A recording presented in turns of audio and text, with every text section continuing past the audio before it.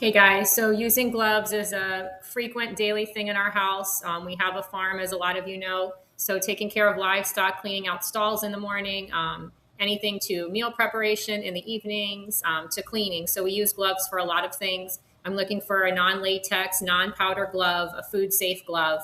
And I found it here. These gloves do have textured tips so that you can, operate your phone or anything if you need to. We used the gloves over 3 days to give you this report. There were no pinprick holes. There were no tears in any of the gloves we've used so far. And we've probably used over 20 pairs of gloves. The only thing I will say is if you're hasty in pulling the gloves on at the very top where the cuff ends, there's like a little reinforced edging there. That will rip off if you're like pulling hard. So just use care when getting the gloves on. That happened twice. But other than that, we're happy with the gloves. They're thin enough where it just doesn't even feel like I'm wearing anything. So I can still do detailed things. Overall, we would order these again.